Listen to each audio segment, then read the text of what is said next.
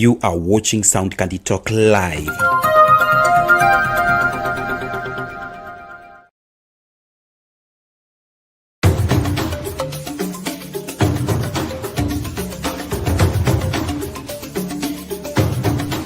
Unatazama Sound Candy Talk live.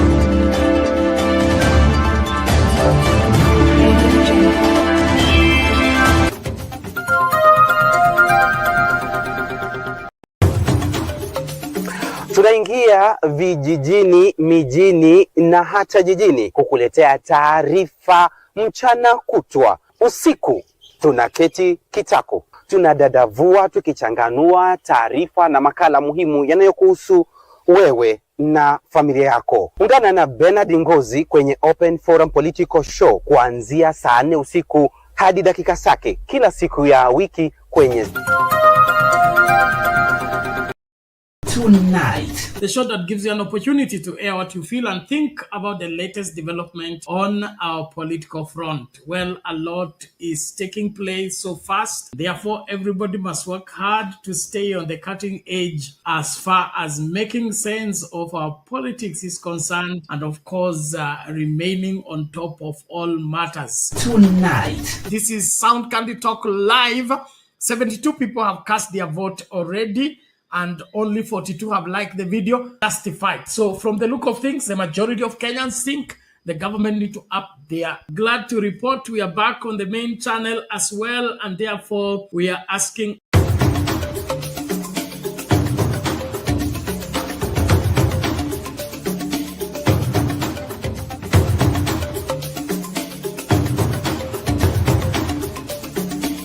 tonight. Basi yule mtoto akasema ile siku moja mimi sijaenda kanisani na Yesu Kristo anakuja. Because kuleta ndege ya Chief of Defense Forces down is not only negligence but criminal negligence. Nilikuja hapa hadi Agong nikamwambia mchague Ruto.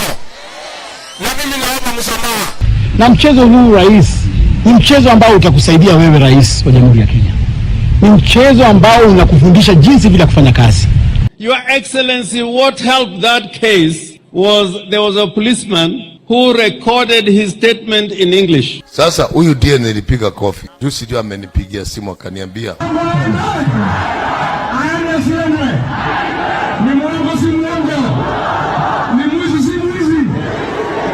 tonight.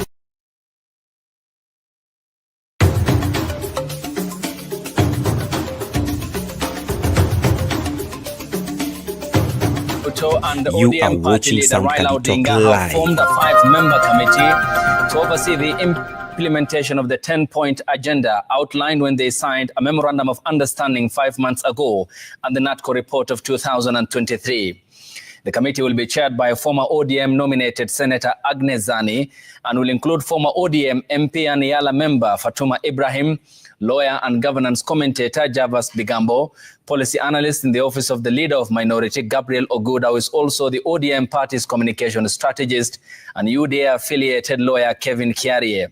The committee is mandated to carry out extensive consultations to ensure the implementation of the Memorandum of Understanding is informed by diverse perspectives and addresses the needs and the aspirations of all Kenyans. The committee will also commence its work immediately and is expected to submit progress report to President William Ruto and the former Prime Minister every 2 months and report to a joint Kenya Kwanza ODM parliamentary group on quarterly basis. A final comprehensive report detailing the status of the MOU's implementation will be released to the public on March the 7th, 2026, marking the first anniversary of the signing of the MOU.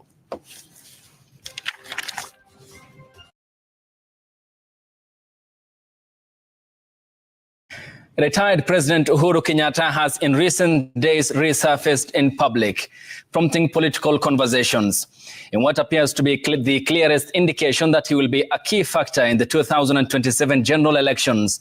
The former president on Tuesday called for a special sitting of the National Delegates Convention of the former ruling party, Jubilee, to discuss, among other issues, the party's direction in the preparation for the next general election. The move, coupled with several others in the recent past, has put the Jubilee party leader in sharp focus more than 2 years after leaving office, raising speculations as to his increasingly but busy political calendar. Emmanuel Toh has that report.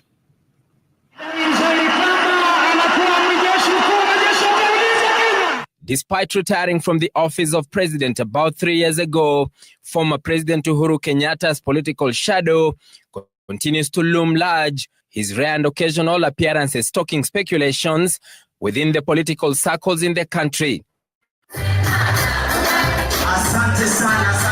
And just a day after holding a crucial national executive meeting of the Jubilee Party at the party headquarters here in Nairobi, the Jubilee Party leader has called for a special national delegates convention later in the month. In a notice issued to all the members, Kenyatta gave a 21 days notice for a special national delegates convention to be held at the Jockey Club, Nairobi. Jubilee mekumbuka mkisi. Asante. The former head of state highlighting 3 key agendas for the meeting, including receiving status report from the National Executive Committee, reviewing, formulating and approving party policies, and considering and approving any other matters. However, the details of the closed-door NEC meeting, which lasted for about 2 hours Tuesday, where President Kenyatta addressed virtually, have remained scanty, with some of the members who attended the meeting telling Citizen TV that the party also discussed its possible flag bearer in the 2027 general polls, details which are contested with a section of those who attended the meeting. The party has been wooing the former Interior CS Dr. Fred Matiang'i to its corner as a possible candidate.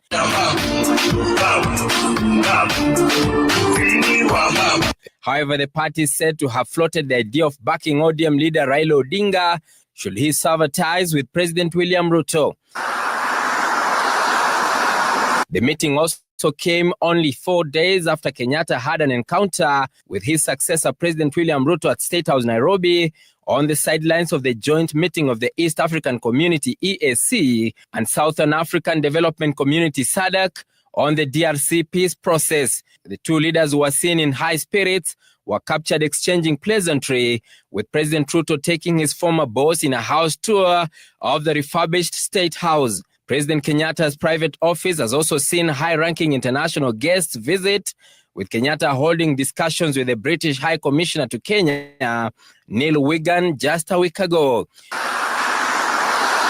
The former head of state had also met President Ruto in December last year at his Ishaweri home in Gatondo, Kiambu County, an engagement which was followed by an appointment of some of Kenyatta's close allies to powerful dockets in the Kenya Kwanza government. Emmanuel Toh, Citizen TV, Nairobi. Supports Washington's probe of Kenya's non-NATO ally status. Speaking during a media roundtable engagement in the United States of America tour in Kansas, the DCP party leader says there is legitimate need for America to investigate cases of police brutality, abductions, torture, murder, and extrajudicial killings under the Kenya Kwanza regime, as well as President William Ruto's association with blacklisted organizations by America in the region. Seth Olale has the details of that report. In the affirmative. The move by the United States Congress to consider reviewing Kenya's designation as a major non-NATO ally has drawn support from ousted former Deputy President Rigathi Gachagua. Speaking during a media roundtable engagement in his United States of America tour in Kansas, Gachagua said the move was long overdue. And I'm very excited that yesterday, in the Senate, the chairman of the Foreign Relations Committee tabled a motion for the American legislative arm to review the status of Kenya as a non-NATO ally because of violation of human rights, because of abductions, extrajudicial killings. The Democracy for the Citizens Party leader is urging Kenyans living in the U.S. to avail to the U.S. Congress sufficient grounds for U.S. review of Kenya's designation as a major non-NATO ally. I want to appeal to the people of Kenya living here and working here in the United States to take time to lobby their senators and their congressmen so that they can know exactly what is happening in Kenya, so that when this particular motion comes up for discussion, there is support from the senators here in the United States, because Kenyans here are quite informed as to what is going on back home. The former DP calling on U.S. President Donald Trump to fill in the vacant U.S. ambassadorial slot in Kenya to monitor alleged injustices being committed by President Ruto's administration. I want to appeal to the people of Kenya living here and working here in the United States to take time to lobby their senators and their congressmen so that they can know exactly what is happening in Kenya, so that when this particular motion comes up for discussion, there is support from the senators here in the United States, because Kenyans here are quite informed as to what is going on back home. The former DP, who accused the ruling regime of using the criminal justice system to silence President William Ruto's critics, said if elected Kenya's sixth president, he will establish an inquiry into the Gen Z killings targeting police officers accused of perpetrating abductions and killings of protesters. Let me tell officers commanding police stations, officers commanding police divisions, all the atrocities against the people of Kenya that are being committed within your jurisdiction, you will have to answer it one day. The DCP leader, who has been on a month-long tour of the U.S., announcing that his first stop upon returning home will be holding rallies in Kisii, Nyamira, South Nyanza, and Bomet.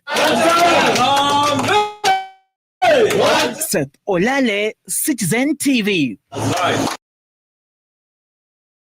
Pet projects driven by a political agenda. Speaking during a presidential private sector roundtable this morning, the head of state said Kenyans had already borrowed a whopping 72 billion Kenya shillings and have been repaying at an impressive rate. In an apparent rejoinder to a damning report by the Kenya Human Rights Commission, which painted a grim picture of the government's Hustler Fund, launched in November 2023, President William Ruto came out guns blazing, terming the report an organized misrepresentation of facts, enumerating the fund's success thus far. In just under 3 years, it has disbursed over 72 billion to 26 million Kenyans, mobilized over Kenya shillings 5 billion in savings, and provided vital working capital to millions of micro entrepreneurs, proving that even the smallest businesses can thrive with the right support. The president, who addressed a private sector roundtable in Nairobi Wednesday, refuting claims that there was a default rate of 68% of the money, saying Kenyans were remarkably paying back the loans. Those same critics are spreading fear and despondency by falsely claiming that the fund has a 60% default rate.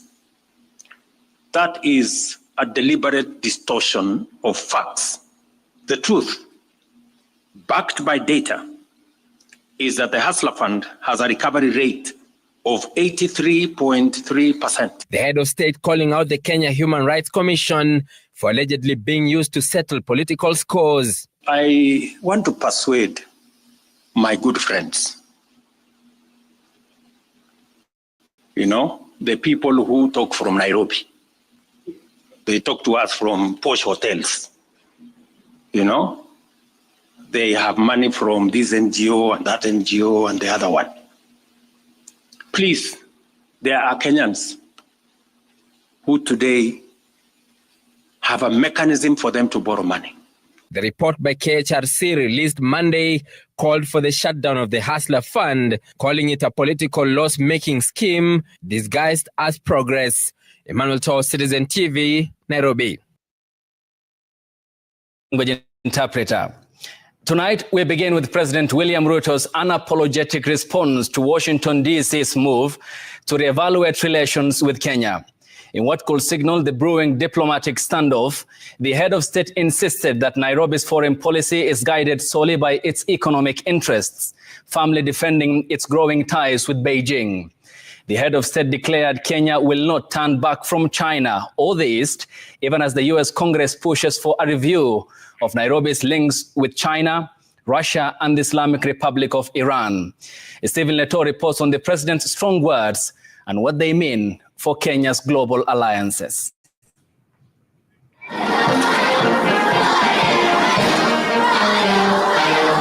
President William Ruto's stinging response to the U.S. proposed amendment to the National Defense Authorization Act has sparked yet another diplomatic row between Nairobi and Washington. President Ruto, while addressing an investment roundtable, defended Kenya's relation with China that is now at the center of an impending assessment to inform if Kenya will lose its status as a major non-NATO ally. When I sat with President Xi, I had a very candid conversation, and I told him that Kenya is importing 6 China, yet we are only exporting 5%, according to Lee. You know, that trade imbalance is serious.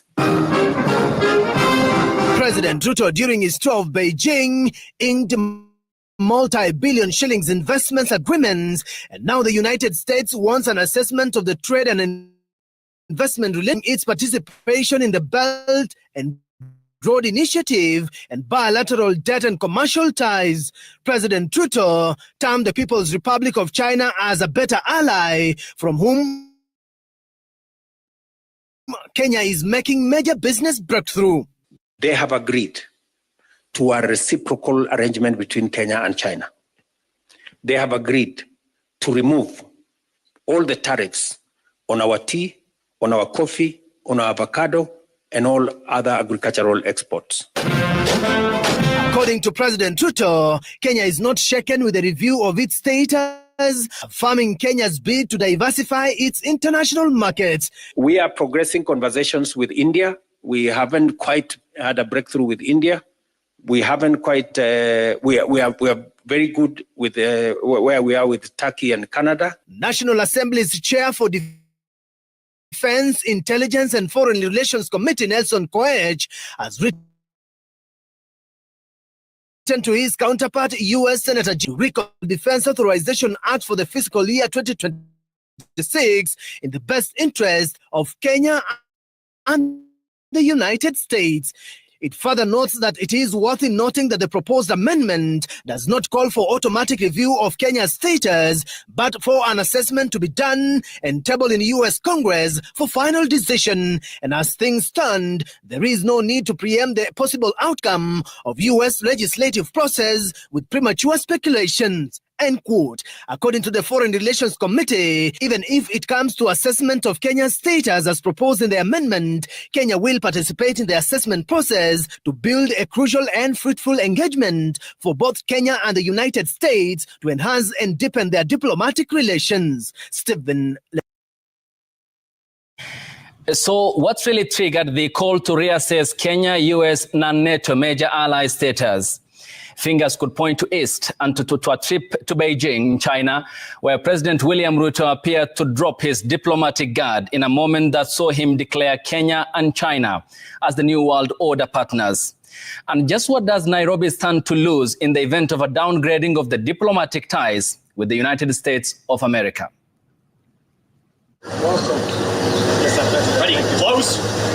Coming so soon after the full American state owner's visit to the White House in Washington. President William Ruto's visit to Beijing carried the full potential and the consequences of a diplomatic backflip. In Washington, the then President Joe Biden's administration designated Kenya a major non-NATO ally. a designation that comes with much weight and privilege in Western circles. But shortly after, President Ruto rolled eastwards and onto the waiting red carpet of China. Another global superpower that is in many ways locked in a supremacy contest with the United States. President Ruto's trip to Beijing saw the Kenyan leader delivering a speech at the Peking University, a speech which in part sounded too enthusiastic for a major non-NATO ally visiting Beijing. Kenya and China are not merely trade partners. We are co-architects of a new world order. African nations. A section of this speech drew the attention of Washington, with the chairperson of the Senate Foreign Relations Committee, Jim Risch, shooting through the roof. Many African nations maintain troubling ties with China, including key national security partners. Just last month, President Ruto declared that Kenya, a major non-NATO ally, and China are co-architects of a new world order. Thank you. That concludes my opening remarks.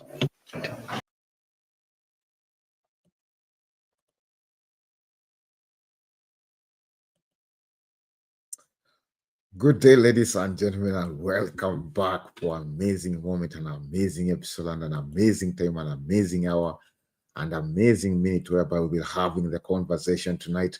And the conversation tonight starts from the point of having everything to bring on the table. I know I've played a couple of videos on the top line to open up for us for the day and updates of the day. One of the videos we've seen that Ruto experiences in China and giving also the opinions too. And apart from that one, we see they're saying Uhuru is back, and we also seeing others diversities rising up. And with me today, I'm seeing Ondumani is joining up inside the studio, and also the other panelists will be joining up the studio so that we can have the great conversation today and taking out towards it and communicating towards it so that we can see where we can put the alignment of the nation. Now, tonight, we are back to our normal studio, and I want to welcome you all. Feel free and feel partners of this as even we're having the great conversation tonight. I want to welcome you all. Feel free, feel big part and parcel of this as we've been having the conversation tonight. This is Sound Candy Talk, where we are free to share opinions and share our views too. This couple of videos, yesterday I asked questions. Give me one reason that you feel that yesterday, on previous day, President Ruto said that he is the best and learned president ever that has Kenya have ever been. And then yesterday I asked a question that nobody answered me. Some few TikTokers answered yes, but some people Kenyans never responded to it. I asked a simple question. What do you feel about this regime? And what do you feel that there is a President Ruto saying that he is the best president that Kenya has ever been there with? And what do you feel, and what does you can point out that Ruto has done that make him to be the best president that Kenya has ever been, the most learned president that Kenya has ever been, the first doctor president that Kenya has ever been? And what do you feel it is bad that Ruto has done that disqualifies you to saying that he is the best president, that's saying he is so most learned? I want to hear from you also today and also get the response from everyone who is watching, and it'll be good so that we can have the conversation tonight. But tonight with me, I'm having one of the guests that is helping us to analyze the political open forum tonight, and the guest is Ondumani. Ondumani, how are you? Unanipata? Nakupata vizuri kabisa. Haya, asante. Nashukuru. Mimi ningesema namna hii ya kwamba rais awache kujisifu. Awache watu wenyewe wamsifu. Unajua kizuri cha jiuza, kibaya cha jitembeza. Sasa yeye anafanya namna gani? Anajisifu. Awache kujisifu. Tunaangalia wakati ya Jomo Kenyatta. Jomo Kenyatta yeye aliua watu wakubwa. Aliua watu wakubwa. Hakuua watoto, hakuua vijana, hakuua wakina mama. Awache kujisifu. Haya, kusukuje Moi. Moi hakuna siku aliua vijana. Hakuna siku aliua vijana. Na yeye wakati wake watu vijana wanakufa. Halafu anakuja kujisifu. Anakuja kujisifu nini? Yeye awache. Biblia inasema ya kwamba mtawatambua kwa matendo yao, mtawatambua kwa matunda yao, mtawatambua. Si yeye atuambie ya kwamba yeye miaka 2 atakuwa ameongoza nini ndugu yangu. Hakuna kitu ile anajigamba, anajipiga kifua. Anajipiga kifua nini? Awache watu wamsifu. Si yeye ajisifu. Yule mtu anajisifu, tabia yake ni mbaya. Tabia yake ni mbaya, that's why anaenda kujisifu. Awache watu wenyewe wamsifu. Waseme rais wetu kama Kibaki, awache watu wasifu vile wasifu Kibaki. Kibaki ndiye alikuwa president mzuri hata kumuliko. Kibaki ndiye alifanya kazi mzuri kuliko Jomo Kenyatta, kuliko Moi, unaona, kuliko Uhuru Kenyatta, kuliko hata na yeye. Kibaki alikuwa number 1. Na Kibaki hakujisifu. Yeye mbona anajisifu? Na yeye jina yake inanuka. Jina yake imeharibika. Anajisifu nini? Hata wakati anajisifu kwa television tunacheka tu. Halafu yeye anasema ya kwamba yeye amesoma sana kuliko hao president wote. Ndio, unaweza kuwa umesoma. Na unajua mtu anaweza kosa kusoma lakini ana hekima. Lakini unaweza kuwa umesoma lakini hekima hakuna. Hekima hakuna. Anaweza kuwa na degree 10, anaweza kuwa na degree ngapi, lakini ana hii akili ya kusoma, lakini akili ya kuzaliwa hakuna. Hakuna. Akili ile ya kuzaliwa hakuna. Ni akili ya kusoma tu. Lakini asijigambe kifua ya kwamba yeye amesoma kuliko mapresident wote. Wale president walikuwa na watawala inji kwa hekima. Kwa hekima. Ingawa wako wamesoma, lakini walikuwa watawala inchi kwa ile njia nzuri. Vifo havikuwa. Hikukuwa abduction, hikukuwa vitu ya kuuana, yeye anaenda kutupa watu Yara River. Hikuwa hiyo wakati ya Kenyatta, tukakuja wakati ya Moi. Hikukuwa hiyo. Moi hakuenda shule, yako sana degree vile yako na degree. Moi aliongoza inji kwa ile njia ya ubusara. Njia ile nzuri. Kuja kwa Uhuru Kenyatta. Uhuru Kenyatta aliongoza inji kwa ile njia nzuri. Lakini sasa yeye kwa hii miaka 3 hii watu wanapiga nduru. Watu wakipiga nduru anajisifu nini? Alafu anasema yeye atatengeneza inji iende kwa the next level.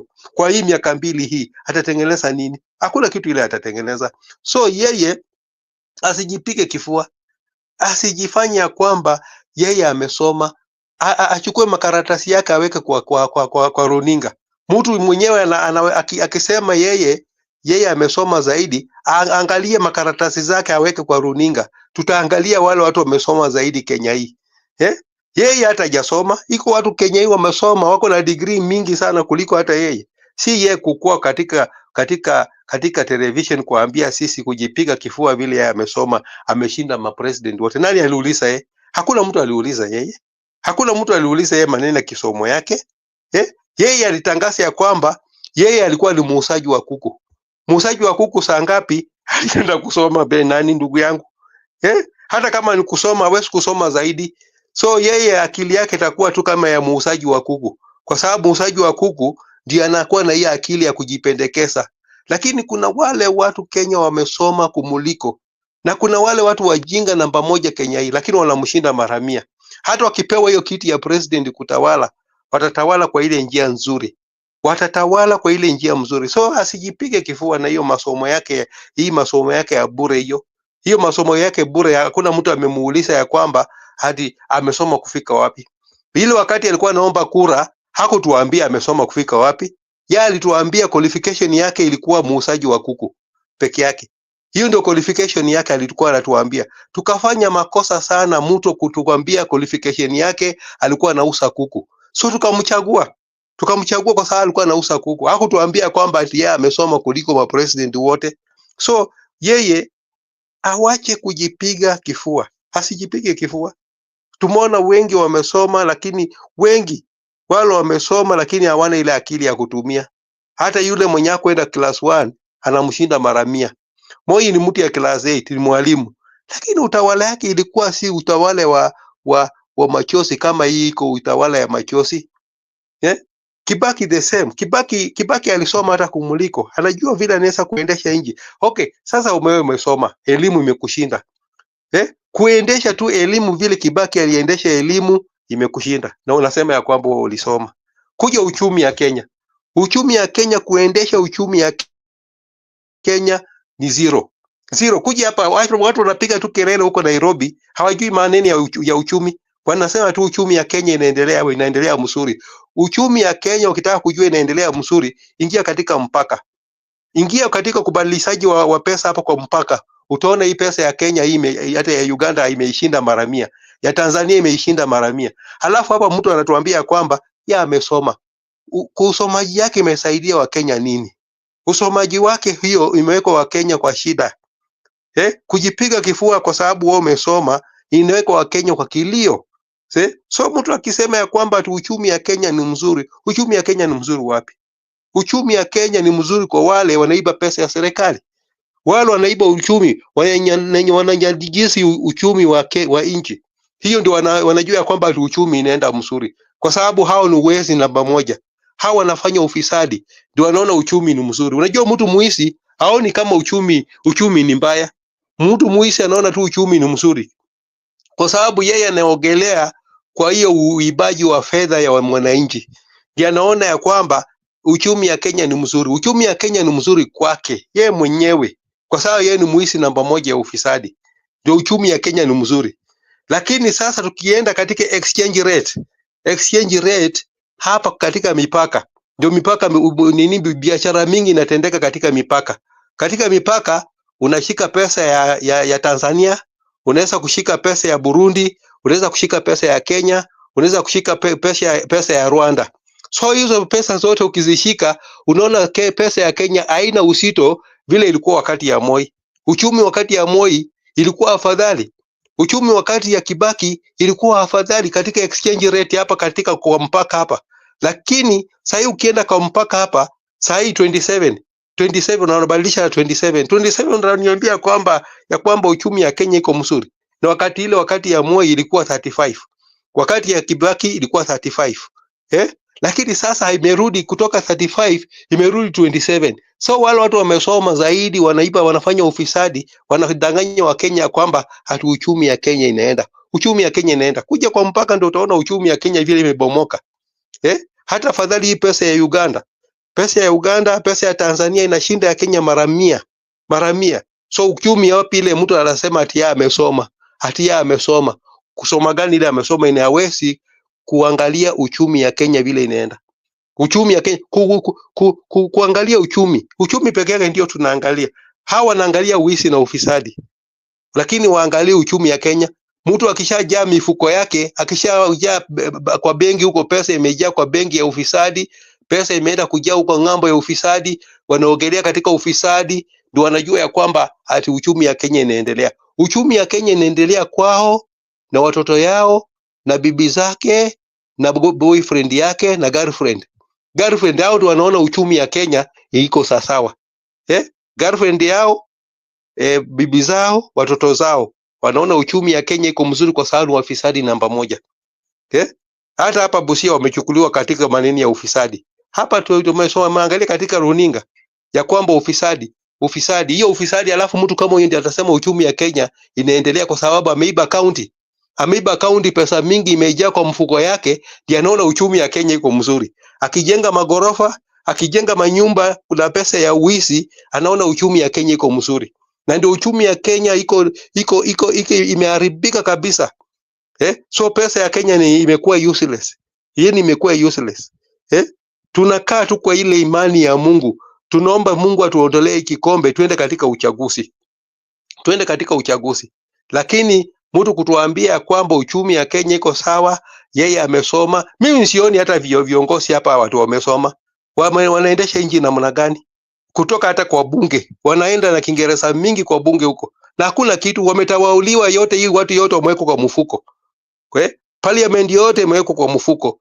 Nini yote imewekwa kwa mfuko. So hao wanacheza tu watu mwenye amesoma anasema uchumi ya Kenya iko mzuri. Anaweza kupeleka Kenya kwa the next level kwa sababu yeye amesoma zaidi. Sisi hatutaki yule mtu amesoma na anaharibu uchumi. Tunataka yule mtu yule hata hajasoma lakini anajua kuendesha uchumi ya Kenya. Aweke watu pesa kwa mfuko. Yaweke pesa watu kwa mfuko. Hapana kama maneno ya hustler fund ati unapea mtu shilingi 500 ati alipe. 500 itasaidia nini? Na iko watu katika serikali wanaiba hiyo pesa usiku na mchana. Wanaiba mabilioni ya pesa. Wanaiba mamilioni ya pesa. So yule mtu mwenye anaiba mamilioni ya pesa yuko katika asala huko asala fund, kula ameiba mamilioni ya pesa, alipi, achukuliwe hatua. Sisi wale wamekopa shilingi 500, shilingi 1,500, wanasema mulipe. Na waambii yule mfisadi yule ameiba arudishe hiyo pesa na alipe. Hakuna hiyo. Wanajua kufuata ati wale wamechukua katika asala fund. Asala fund. Hii pesa hii hapana yao. Hii pesa ni ya Wakenya. Watu wakikula hii asala fund, hii pesa hii haiko jina ya mtu. Hii asala pesa hii haikuna jina ya mtu. So viti ya kusema ati wale wamechukua asala fund warudishe, na wajatuambia wale wafisadi watarudisha lini. Kwanza hawa wafisadi warudishe pesa zile wameiba kwanza. Ndio waambie mtu yule alichukua 500 katika asala fund arudishe, alipe hiyo asala fund. Yao ndio wanaumisa wa Kenya, alafu wanajipiga kifua tu wamesoma. Wamesoma nini? Hiyo ni kusoma ya ujinga. Hiyo ni kusoma ya ujinga. Wewe kuwa unaangalia kwa runinga unaambia watu ati nimesoma kuliko president wote. Nani alikuuliza kisomo yako? Hata wakati ulikuwa unaomba kura tujue kisomo yako umesoma. Wewe ndio unashinda wale president wote wenye wameingia katika madaraka. So mtu asituambie kwamba atu yeye amesoma na hakuna kitu amesoma. Hata afadhali yule hakuenda shule. Wale walienda shule, ndugu yangu, ndio wameangusha hii Kenya. Wale wasomi wote ndio wameangusha Kenya hii. Afadhali wajinga kama Kenyatta alikuwa anaendesha hiyo nchi mzuri. Watu wajinga kama Moi walikuwa wanaendesha nchi mzuri. Wajinga kama Uhuru Kenyatta walikuwa wanaendesha nchi mzuri. Lakini kuna yule mtu anasema ya kwamba anajipiga kifua hati yeye ni president, hati yeye ako na masomo. Na masomo yenyewe hata inasaidia wafisadi. Masomo yenyewe inasaidia wafisadi. Wale watu wamesoma katika Kenya hii, hao ndio wafisadi namba 1. Hao ndio wanaibia Wakenya kwa kalamu. Hao ndio wanaibia Wakenya kwa kalamu.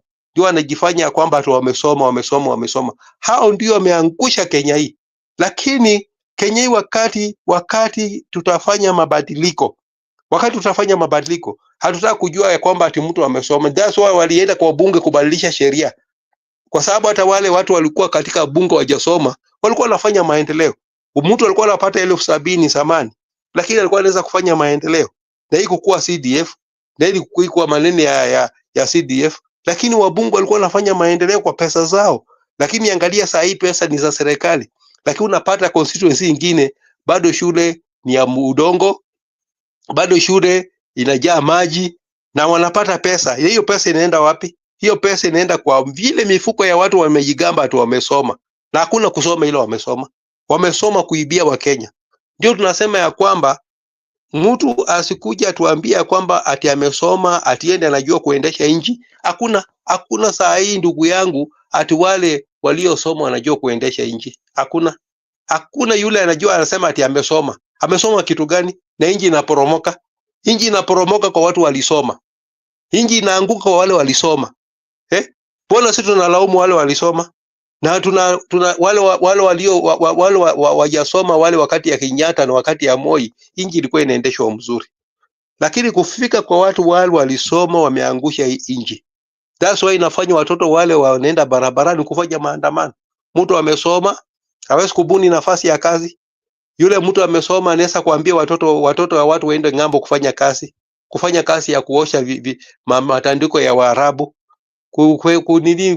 Wale wamesoma wanaenda kufanya kazi huko nje bure. Badili wewe mtu mwenye umesoma ubuni nafasi ya kazi hapa. Ubuni nafasi ya kazi. Usijigambe kwa television ya kwamba ati wewe umesoma sana na unatoa Wakenya hapa wanaenda kufanya kazi ng'ambo. Wanaenda kufanya kazi ng'ambo nini? Inamaanisha hiyo elimu yako ulisoma haitusaidii sisi wa Kenya. Hiyo elimu yako ulisoma haitusaidii, bali inatuumiza sisi wale watu tuko Kenya hii. Kama wewe unajigamba ya kwamba umesoma kuliko watu wote, mbona usibuni nafasi ya kazi? Mbona usibuni nafasi ya kazi kwa wale wajinga? Yeye anasema yeye amejipiga kifua ya kwamba amesoma zaidi na hawezi kubuni nafasi ya kazi. So wale watu wamesoma katika nchi hii, hao ndio wameangusha Kenya. Hao watu wenye wamesoma wasijipige kifua ya kwamba ati wamesoma. Wamesoma kitu gani? Hakuna kitu wamesoma. Wamesoma mafi, kwa sababu uchumi imewashinda, maendeleo ya nchi imewashinda, Mtu akiona kuweka pesa mingi kwa mfuko kufanya ufisadi, hiyo ndio uchumi iko mzuri. Waende kwa mipaka, ndugu yangu, waende kwa mipaka hapa, waende katika mipaka ya Tanzania, waone vile pesa ya Kenya inabadilishwa.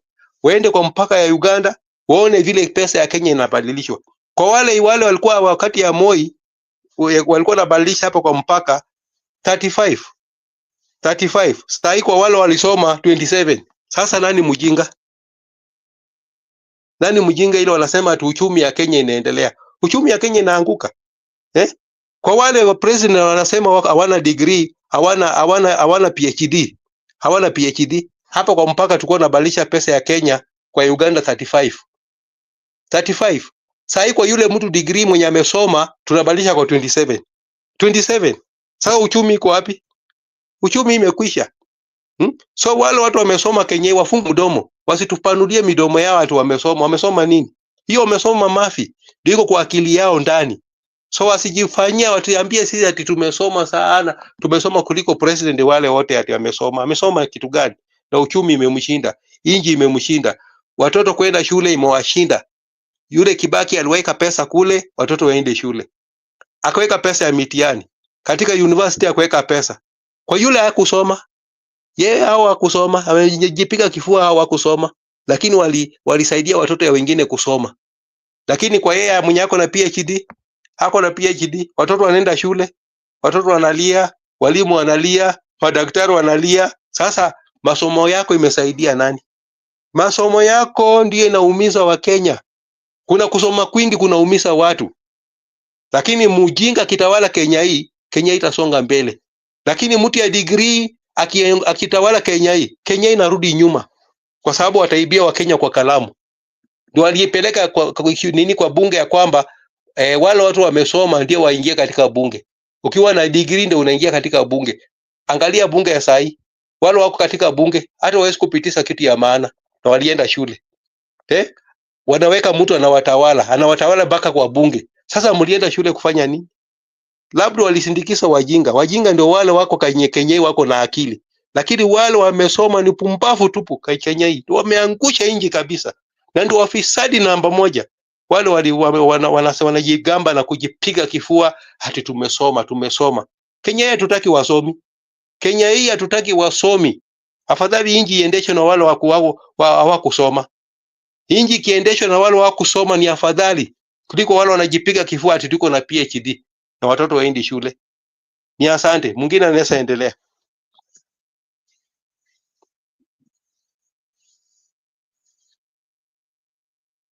Hiyo ni maoni ya Ndumani.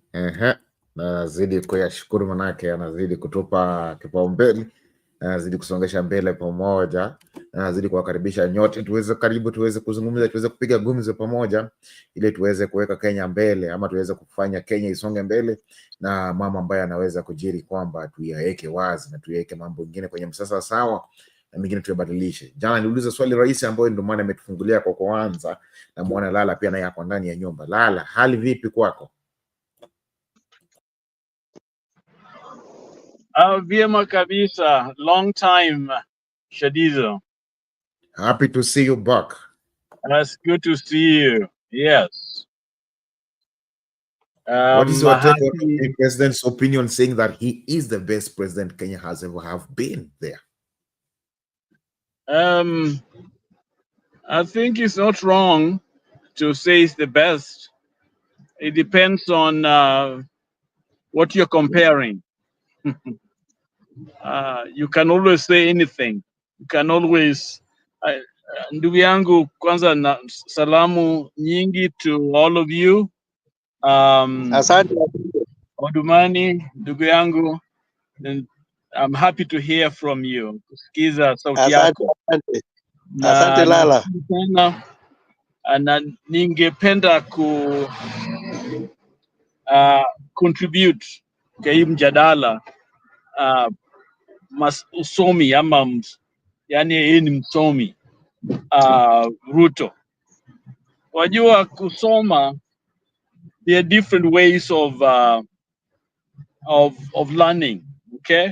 Kuna ile kitabu unaingia huko unatafuta knowledge through books, na kuna hekima where you can have wisdom and book knowledge. Nafikiri hayo mawili ikiweka pamoja, basi hapo tutafaidika kama nchi. Lakini Kenya ni kusoma ama without education au bila masomo ni bure, kwa sababu kama roho ni mbaya, kama moyo ni chafu, kama ubongo ni chafu, basi whatever it is that you're doing ends up hurting people, ama ni uongo mtupu. Na ni huyu ndugu yetu Ruto. One thing I must say, let me address this issue in English. One thing I must say is that successive leadership has not been honest with us. We have not been honest with each other. And that's the biggest challenge that we have as Kenyans.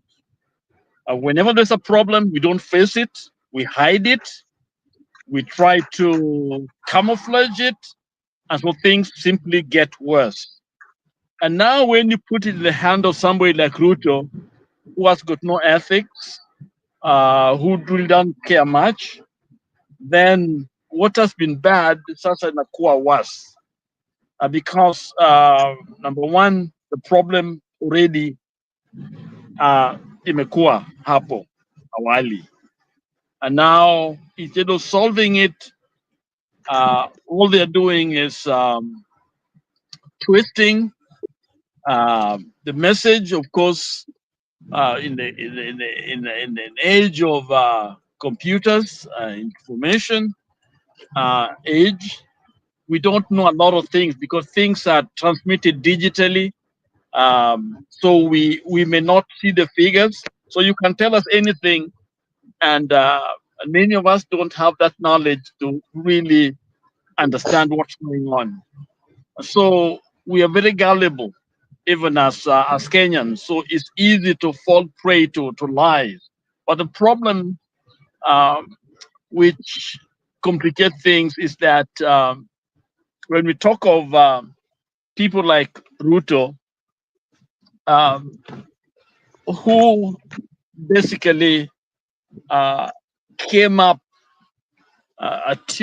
his tutelage, yani usomi, all this knowledge inatoka from hiyo rotten space. Things have been rotting for a long time, and now it's almost like a perfect match. A situation that is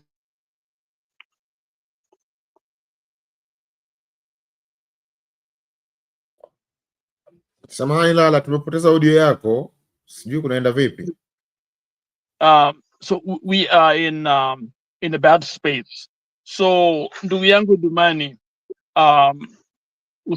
kusoma si mbaya. Learning is not bad, and what we need smart people. We need people who understand what they're doing, but we need good people. We need people who are honest. We need people who know what they're doing, not wale wameenda huko kutafuta, degrees instead of finding knowledge that is redemptive. And some of them found knowledge, but you see, the problem is that they're corrupt. When people are corrupt, it's a problem. So we have messed even a good thing called education, which is supposed to help us. Instead, it's being used to steal from us, to deceive us, to tell us things are well when they are not well. And so that's where the problem is. There are good people in the system, but the system is rotten. So when the system is rotten, so it doesn't matter what you do.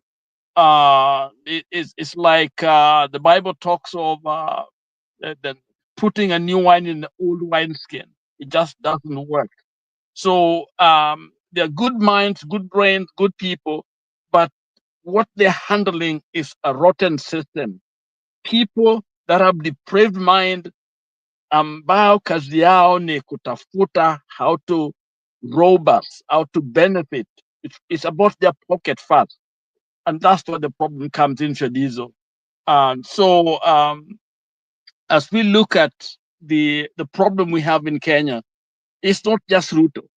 Ruto, of course, is the high priest of it, but it's not just them. Even some people who we on our side are very problematic. So it is important for us to make our message very, very clear. We want a clean plate. We want a clean system. We want people who will help us develop, construct this economy. People are honest. That's the way.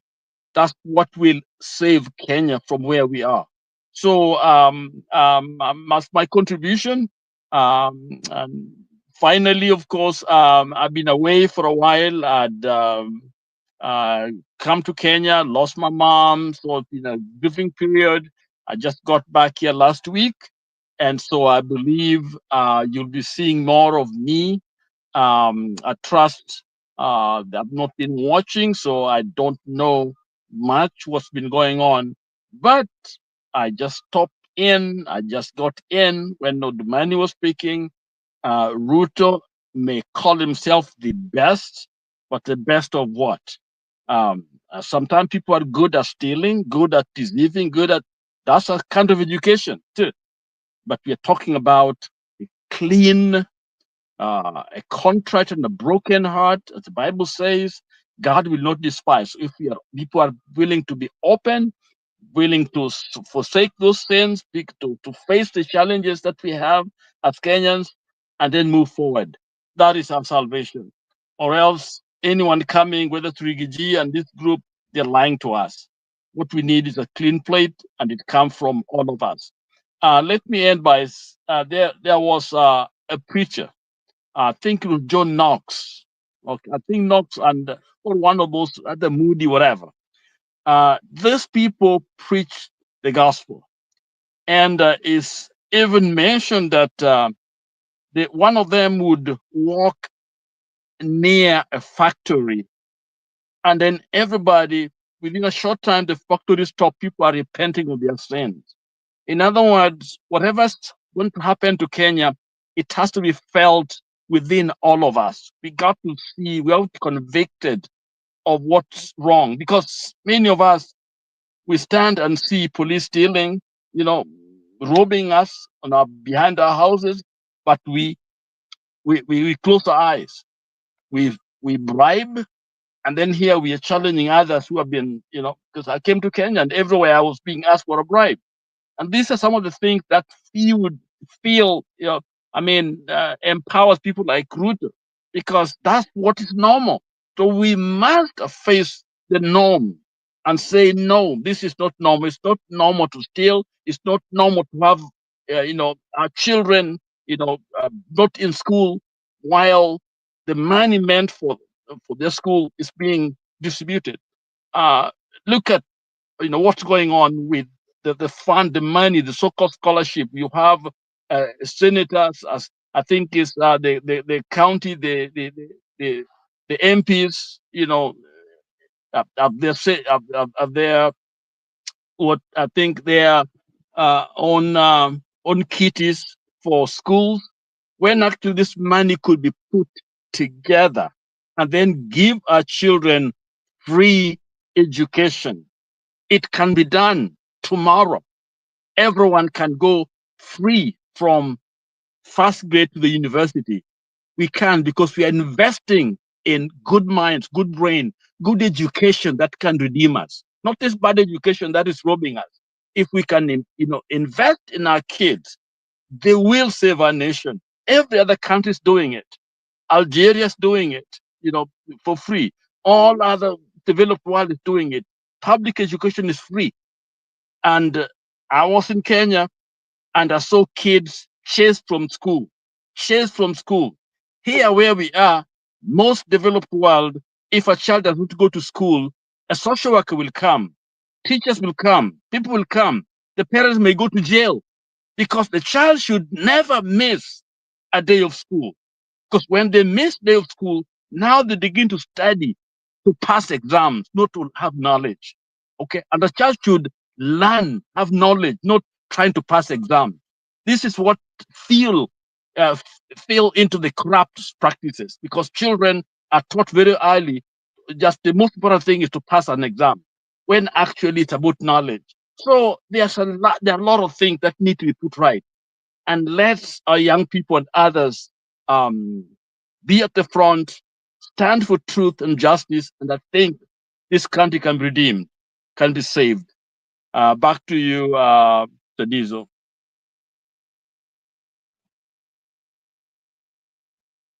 Are you there?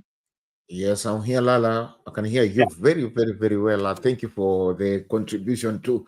We're still moving on swiftly, and I hope you're getting me loud and clear. Please tell me where you're getting me from, and let's see when we are taking up the conversation to the next level, and we're having the great conversation tonight here with me. Lala has spoken something here, and also Ontumana has also give the briefing all over it. But right now, I want to take a higher level, and I want to end up to the realm of the political, where we will having the great discussion, because in Kenya right now things are not moving on very well. Some of the things they are moving on in a controversial manner, whereby we don't understand where they're taking to and where they're going for. So I want to bring up the conversation of the day, whereby we'll be checking out more details on this political front, and this is the way we will do it.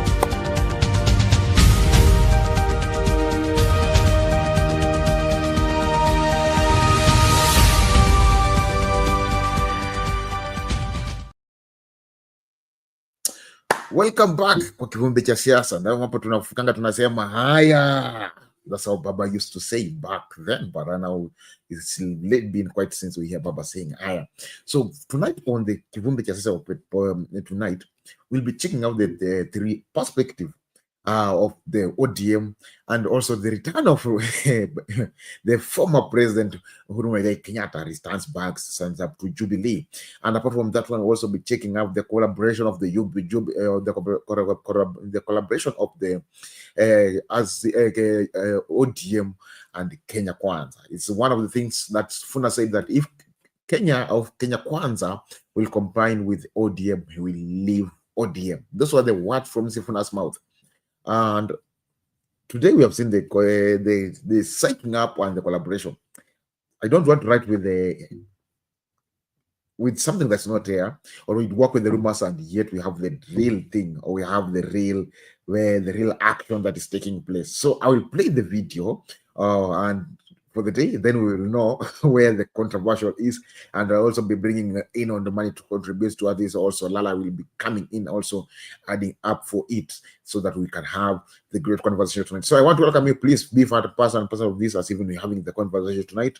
And tonight our hashtag is Shadizo. That's the hashtag we are using tonight. And also, apart from the hashtag, please just SMS on me and give me your response to from the comment section, and also from our number, which is 0794-261-310, and it'll be good so that I can also read your comments too, also from the comment section. So tonight we'll begin the video of one and only of the corresponding from the Azmio, which is trying to unite up with Kenya Kwanza. This is what's going on. President William Ruto and ODM party leader Raila Odinga have formed a 5-member committee to oversee the implementation of the 10-point agenda outlined when they signed a memorandum of understanding 5 months ago and the NATCO report of 2023. The committee will be chaired by former ODM-nominated Senator Agnes Zani and will include former ODM MP and Yala member Fatuma Ibrahim, lawyer and governance commentator Javas Bigambo, policy analyst in the office of the leader of minority Gabriel Oguda, who is also the ODM party's communication strategist, and UDA-affiliated lawyer Kevin Kiarie. The committee is mandated to carry out extensive consultations to ensure the implementation of the Memorandum of Understanding is informed by diverse perspectives and addresses the needs and the aspirations of all Kenyans. The committee will also commence its work immediately and is expected to submit progress report to President William Ruto and the former Prime Minister every 2 months and report to a joint Kenya Kwanza ODM parliamentary group on quarterly basis. A final comprehensive report detailing the status of the MOU's implementation will be released to the public on March the 7th, 2026, marking the first anniversary of the signing of the MOU.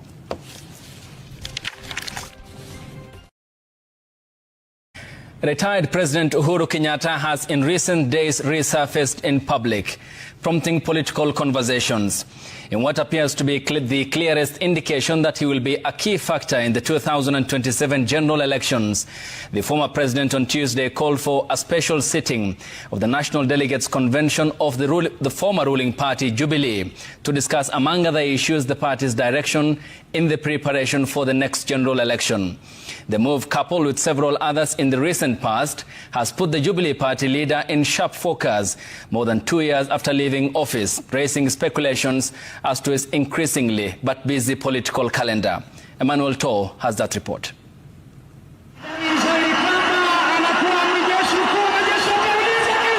Despite retiring from the office of president about 3 years ago, former President Uhuru Kenyatta's political shadow continues to loom large, his rare and occasional appearances stoking speculations within the political circles in the country. And just a day after holding a crucial national executive meeting of the Jubilee Party at the party headquarters here in Nairobi, the Jubilee Party leader has called for a special national delegates convention later in the month. In a notice issued to all the members, Kenyatta gave a 21 days notice for a special national delegates convention to be held at the Jockey Club, Nairobi. Jubilee mekumbuka mkisi. Asante. The former head of state highlighting 3 key agendas for the meeting, including receiving status report from the National Executive Committee, reviewing, formulating and approving party policies, and considering and approving any other matters. However, the details of the closed-door NEC meeting, which lasted for about 2 hours Tuesday, where President Kenyatta addressed virtually, have remained scanty, with some of the members who attended the meeting telling Citizen TV that the party also discussed its possible flag bearer in the 2027 general polls, details which are contested with a section of those who attended the meeting. The party has been wooing the former Interior CS Dr. Fred Matiang'i to its corner as a possible candidate.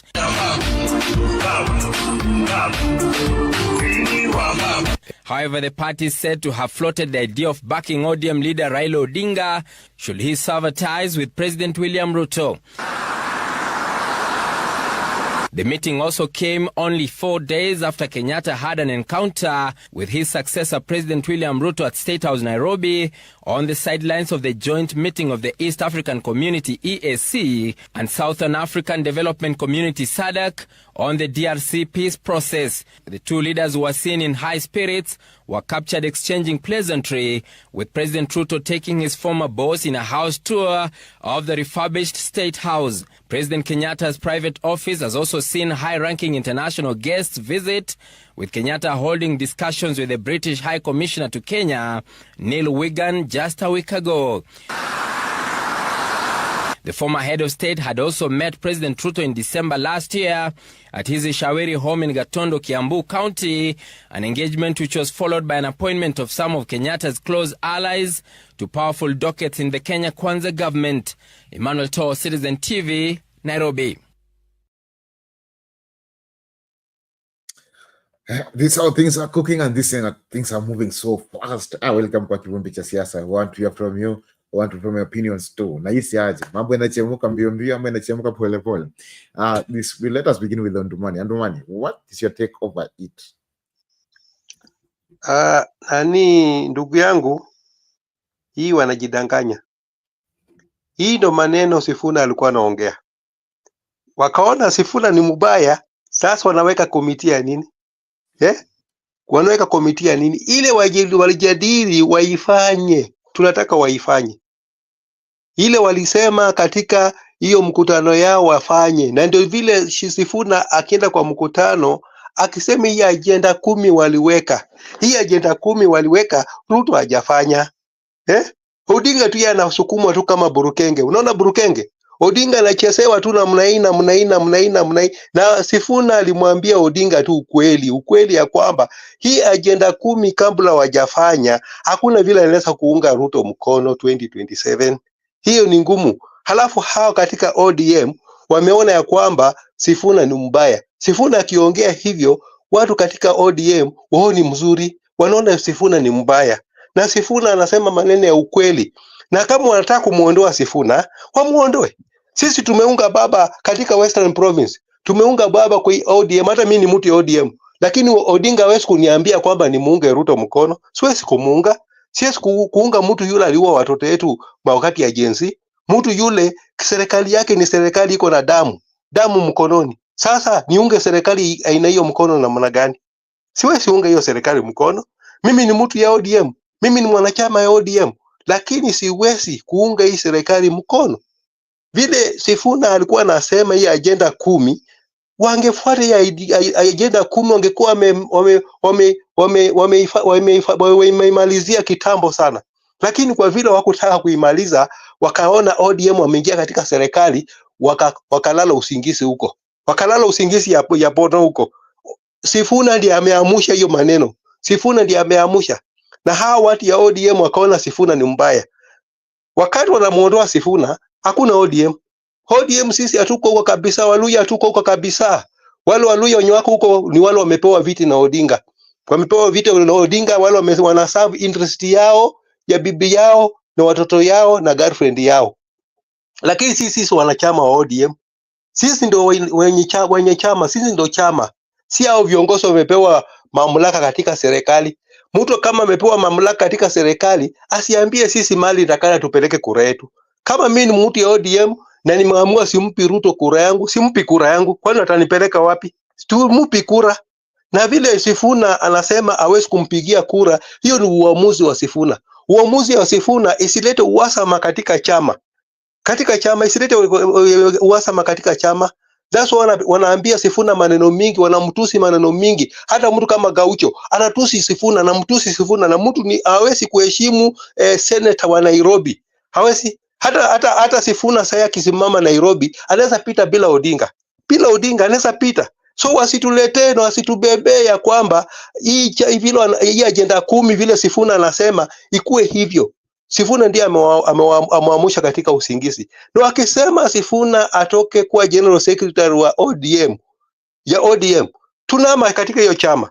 Tunaama, tunabeba vyombo yetu, tunaama. Si tunaweza kufanya bila ODM. Tunaweza kukaa bila ODM. Si mpaka ODM ati ni pumusi yetu tutapumua.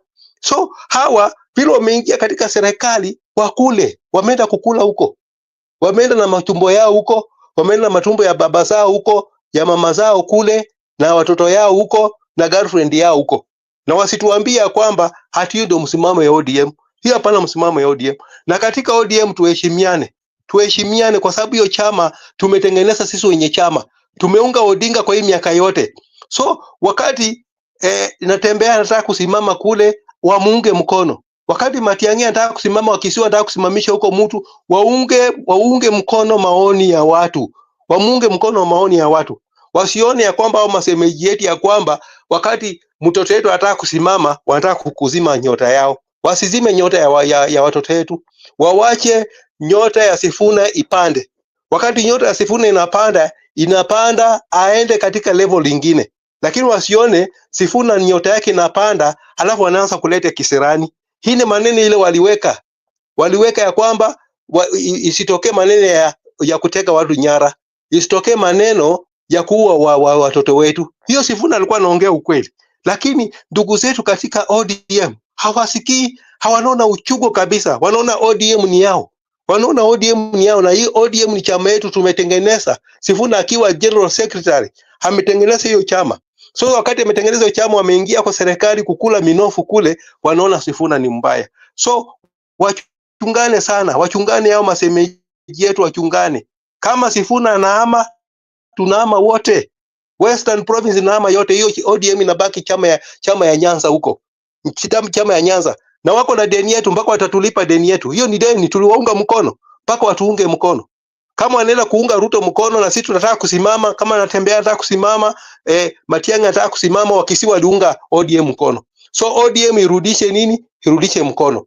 Na vitu ya kusema Odinga atasimama, Odinga ameshakuwa mzee. Awachie damu moto. Hii damu baridi ikae nyumbani.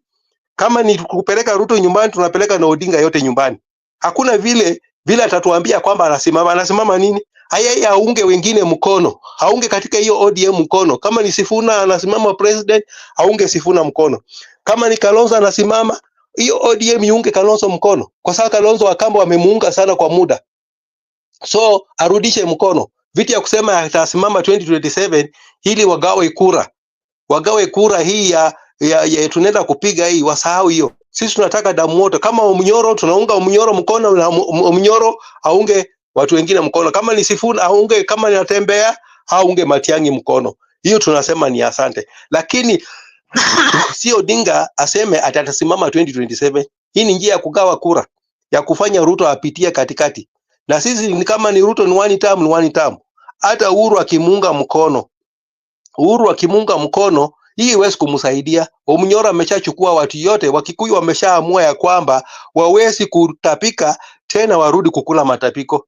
Hiyo wameshatoka kitambo. Hata alete Uhuru Kenyatta ni bure. Hao ndio watu wanafanya tunahangaika. Uhuru Kenyatta ndiye aliharibu uchumi. Odinga ndiye aliharibu uchumi. Ndio huyu mwingine naye ameharibu uchumi. Watu wao wameharibu uchumi, watu tatu wote walioharibu uchumi ya Kenya, wenye Wakenya wanaumia sahi ni hao watu watatu. 2027 waende nyumbani.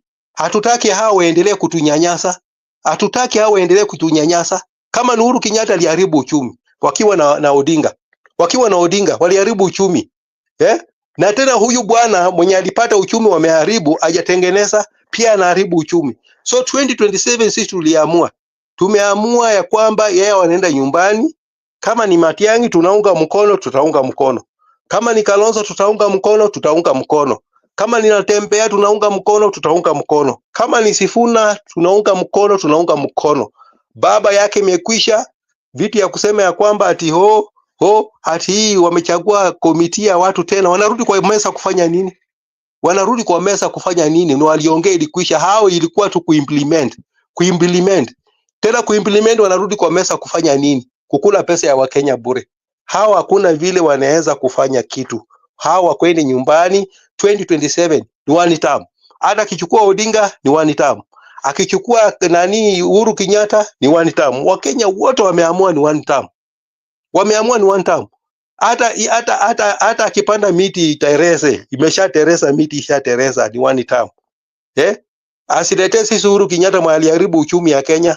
Asiletee sisi baba mwenye alikuwa na Uhuru wakiharibu uchumi ya Kenya. Na yeye vile ameharibu uchumi ya Kenya na kuua watoto wetu katika maandamano ya Gen Z. Sisi tumeamua ya kwamba one term. Hata ikuwe namna gani ni one term. Na kura yetu ihesabuliwe mzuri. Wahesabu kura yetu mzuri. Hatutaka kujua hiyo. Ni one term. Kenya yote mzima ni one term. Sisi hatutaka kujua ati nini analete huyu. Ni one term, hiyo ni one term. Hata Odinga aende kwa serikali, anaenda na familia yake. Kama anaenda na Wajaluo, aende na Wajaluo wote. Wajaluo wengine wanasema ni one term. Wakisii wote ni one term. Waluya yote, hata wale Waluya katika serikali yake, hiyo bado ni one term. Hakuna vile watalete hiyo supu ikatengeneza. Hiyo supu walimwaga maji, imeshakuwa mbaya. So hakuna vile watabadilisha nia. Waseme vile vikaragosi vyao vinasema tutaongeza kura, tutatafuta kura, tutaiba, tutafanya nini, tutaiba. Hao ndio wanajua kuiba. Hata sisi tunajua kuiba. Hao wakiiba tunaiba. Hao wakipunguza tunapunguza. Wakiongeza tunaongeza. So wasijifanye kwamba ati wako watu wataiba kura kwa sababu wako na jeshi, wako na polisi. Haitawezekana hiyo, ndugu yangu. Kama ni one term. Na kama apite kwa ile kura ya haki na ukweli. Asitunyanyase vile alikuwa ananyanyasa Odinga. Yule atasimama president si Odinga. Odinga ndo anaibianga kura akinyamaza. Lakini yule atasimama si Odinga. Odinga kama amekuwa na ile tabia kuibiwa kura, akae kando. Vitu ya kusimama, awache kusimama, akae kando. 2027 asijibutu kusimama kwa sababu atapata aibu. Sisi mimi katika ODM siwezi kurudia kufanya mtihani ya kuanguka. Siwezi. Ameanguka mara 5. Mtu kama ameanguka mara 5 a repeat. Maneno ya kusema ati anaenda darasa ingine hakuna. Odinga a repeat. Kama anaanguka mtihani a repeat. Wengine waende mbele. Yeye asituambia kwamba atasimama. Anasimama kufanya nini? Kitu gani ile hajasimama miaka hii yote 5 amepata? Yeye akae chini. Hawachie watu damu moto. Waende watu kama Matiang'i, kama Kalonzo, kama Sifuna, kama Natembea. Waende mbele. lakini vitu ya kusema anasimama asahau hiyo. Na ODM warekebisha ODM na General Secretary wa ODM abaki Sifuna. Lakini wakisema Sifuna atoke, waweke hii kijana mwingine aitwa Kasamweli, siji Kasamweli au Kasamweli huyu. Hana mwelekeo. Mtu hana mwelekeo. Wale walikuwa katika walikuwa katika agency wanapigania haki ya agency, akaongwa pesa. Vile aliongwa pesa, huyu ndiye anaweza kuwa General Secretary ya ODM. Sisi katika Secretary ya ODM tunajua Sifuna. Kama Sifuna atahama, atatoka, watamtoa Sifuna, tuko tayari, tumefunga virago yetu tayari, tumepanga virago yetu, tunaama. Kama hiyo nyumba watatufukuza, tunaama. Iko nyumba mingi tunaweza kuenda. Na wajue Sifuna hata akienda kwa kusimama kwa tikiti ya Burukenge Nairobi, atapita useneta. Hao walikuwa nasema, au masemeji yetu walikuwa nasema maandamano bila Odinga si maandamano. Wewe tulienda maandamano na ilishinda ile Odinga anakuanga nayo. Alishindwa hata kwenda Kamkunji. Maandamano hiyo ilikuwa hata alishindwa kwenda Kamkunji. So ajue ya kwamba maneno imebadilika. So yeye akae kando, Sifuna akuwe General Secretary, na hao masemeji yetu wafunge mdomo. Tumewaunga kwa miaka 5, kwa tamu 5. Hao masemeji yetu wafunge mdomo, watuachie sisi tuendeshe ODM. Hao wakae nyuma yao, ilikuwa walianguka mara 5. So kama walianguka mara 5, wanyamase, wakae nyuma. Waone vile chama inaendeshwa na Sifuna. Sifuna kama General Secretary aendeshe chama cha ODM. Na kama waendeshi chama cha ODM, tumeko tayari, tumefunga virago yetu. Tunangoja tu sauti yao firimbi ya mwisho. Firimbi ya mwisho ikishalia, kama ni kuhama katika ODM, tunaama na kila kitu yetu na mizigo yetu, hakuna kitu tunabakisha. Tunabeba vitu yetu yote na tunaenda nayo. Na labda hata hao watakosa ODM hiyo, tutachukua ODM kwa sababu tulichukua Ford Kenya baba yake. Hiyo ODM ni yetu. Hiyo tutawanyang'anya tu msuri. Tutawanyang'anya ODM. General Secretary na kae ngumu, asitoke. Tutapigania hapo ndani tu. Wakitushinda tutabeba virago yetu tukiwashinda, wabebe virago waende. Tutawaendesha katika chama cha ODM. Asante. Okay, naona tunasonga mbele pamoja vizuri. Nasikia umetoa ni yako hapo kweli. Na tunazidi kusonga mbele pamoja, tunazidi kusonga vyema pamoja. Na nazidi kuwakumbusha kwamba tunazidi kubambaiza kama manake this is political open forum show where I show that give you opportunity to share your views and to share your opinions too. I want to welcome you all. Feel free, feel part and parcel of this. We are moving on swiftly because we are running up and running down to make sure that everything is aligned to it and everything is aligned to the place. So that I want to move on swiftly. But before we do that, I want you to please just let us do this in just the next 1 minute. I want we just take out we just take our phones and let us do this. I want we support Sound Country Talk because we still have some 2, 3, 4 things to run through. Even you can hear the noise behind me. Please, I want somebody to say that I want to pay for you the token. I want to pay for the token. Please just really use the numbers on the screen and it'll be good, and so that we can move on swiftly. Naona kidogo token imeleta shida, but I would like to see from you. Please let us just do so. Let us do with the details on the screen, and it will be good so that we can have this together, and we can have this together as we've been having the conversation. I know you like the conversation to go ahead. I know you like the conversation to go up, but due to the limited resources, sometimes it hinders me to bring up the show every day on perspective. As the director nakuta na kidogo nalemewa, lakini tukisaidiana pamoja tuweza kusongesha show mbele pamoja ili tuweze kukua frequently na systematically. So nataka tuchukue simu zetu, tunatumia M-Pesa till number mko Kenya, tumie till number, the till number is 516575 na ama utumie the number ya simu ni 20794 0718 45 454 585. That's Bernard's number. Bernard's Makokai to bring you like that so that we can move on swiftly. Tafadhali naomba tuchukue dakika moja tufanye hivyo, alafu tuendelee na maongezi, maana tuna mengi ya kuweza kujadiliana. Tumeona hata Rigathi ameongea, lakini leo hii natumai mtanisamia, tutaweza kuyashughulikia Rigathi, lakini nataka tuyaangalie haya, maana pia Sifuna naye alisema kweli, kwa kweli Sifuna amesema na akasema kwamba kama ODM inaenda kule, akatoa maoni yake. Akasema kwamba kama ODM inaenda huko, hana budi ila kufanya nini? Kubanduka ODM. Na hiyo ndo maoni yenye Sifuna alitoa yeye mwenyewe kutoka kwa kinywa chake. Wacha pia zitazame maoni ya Sifuna kisha turejee kwa mjadala. Manake pia Sifuna pia alisema yake. Na pia wewe uko na uhuru wa kusema maoni yako. Maoni ya mtu hayajakatazwa. Naona mgana kwa msema shanaambia waache kuambia Wakenya hivi vitu anawaambia. Wewe njoo utuambie yako yenyewe unataka Wakenya wasikie. Wacha kwa watu hapo na kuna kitu na wewe unajenga. Come up on the show, the links on the comment section. Come open up, vocal up, tell us unataka Wakenya wasikie nini kuhusu maoni yako. Kila mtu ana maoni yake. Na hii ndio maoni ya Sifuna. Tonight, ODM Secretary General Edwin Sifuna says he will tender his resignation if the party decides to support President William Ruto's re-election come 2027. Speaking in Trans Nzoia County, Sifuna, who was flanked by a cross-representation of lawmakers, also hinted at the formation of an alternative political front they said will help in advancing the people's agenda.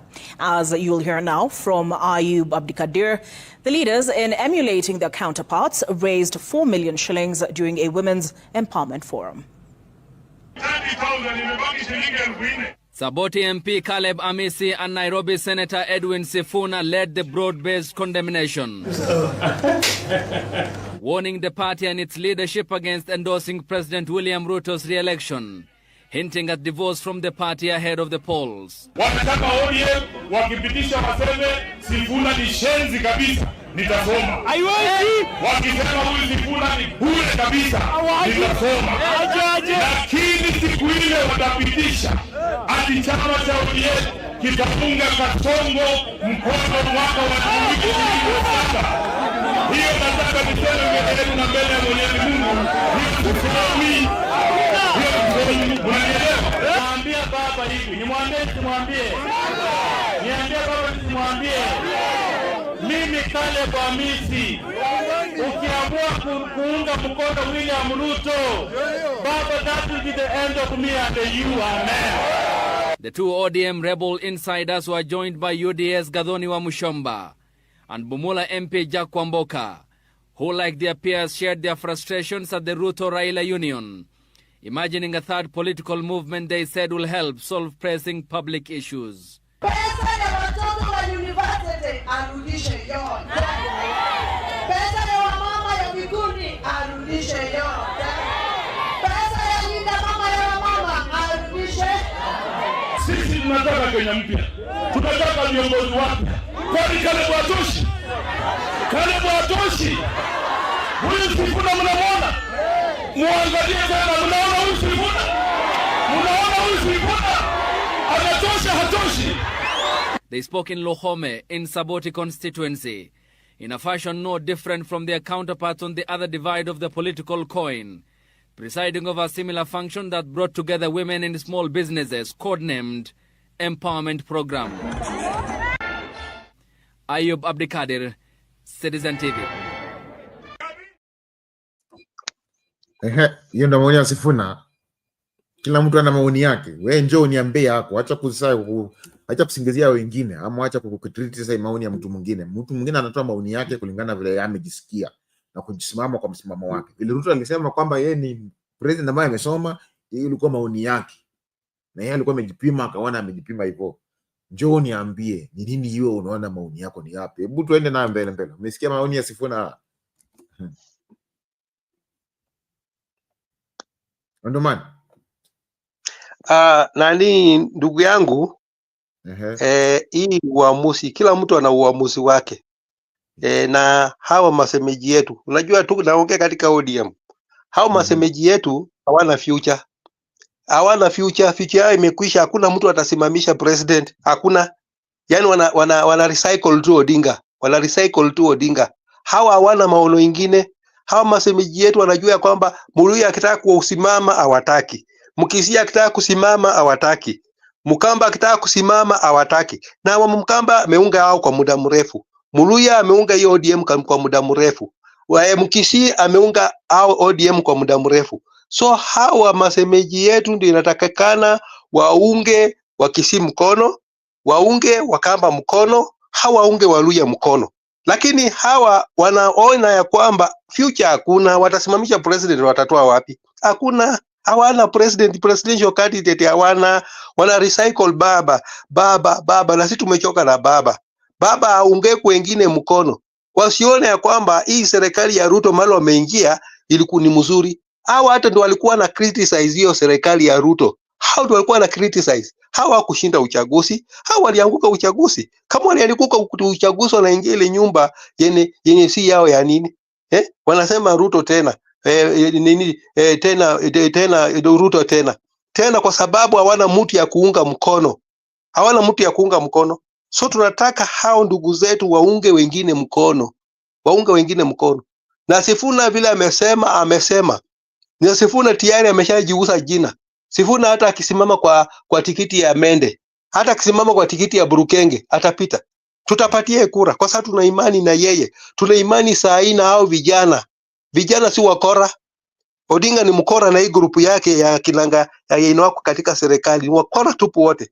Hatutaki Kenya saa hii ya watu wakora. Kenya ya watu wakora imetuumiza. So sisi tunataka mabadiliko. Vile Mnyoro ako huko Amerika alisema ya kwamba atavunja kiburi yake, haunge mtu mwingine mkono. Ataunga mtu mwingine mkono. Naye pia Odinga avunje hiyo kiburi yake, haunge wengine mkono. Vile tumeunga yeye katika ODM. Na ODM hatuami. ODM wajue hao masemeji yetu ya kwamba hatuami. Wamese wembe, wafanye nini, hatuami. Tuko katika ODM. Na wakitushinda nguvu, tutabeba virago yetu tuende. Na wakitoka kosa kutushinda nguvu, tutachukua chama. Kwa maana mfano tulichukua Ford Kenya. Si Ford Kenya ilikuwa yao. Tukachukua Ford Kenya. Na tumebaki na Ford Kenya. So hata hii ODM tutachukua. Tutachukua hawa kitaka kuenda UDA, waende UDA, lakini watuachie ODM. ODM si watulazimisha ya kwamba tuunge Ruto mkono. Hatuwezi kumuunga mkono. Kwa sababu hiyo haiko kwa mawazo yetu. Kama hiyo iko kwa mawazo yao, waende kumuunga mkono. Kwa maana hao wameshaanguka. Hakuna kitu ile wako presidential candidate hawana. Watuambie ni nani anaweza simama 2027. Nani anaweza simama? Kwa hao masemeji yetu hakuna. That's why wamekimbilia kwa Ruto huko amuunge mkono ili walambe sahani huko. Walambe sahani huko ndio wanalamba huko sahani. Sasa anaona Sifuna atachafua hiyo sahani. That's why wanasema hame ili waendelee kulamba hiyo sahani. Waendelee. Mimi ni mwanachama wa ODM, naongea kama mwanachama ya ODM. So ile maneno Sifuna anaongea ukweli. Na ndio sasa imewafinya, ndio sasa baba anaweka committee. Committee gani anaweka tena? Committee gani? Na hao wanatakana wa implement hiyo waliongea. Hiyo 10 agenda ile walikuwa nasungumuza wa implement. Tena wanarudi kwa meza kuongea ni? Kuongea ni hiyo ni kubuy time. Yeye baba mesaeka arudi nyumbani akae.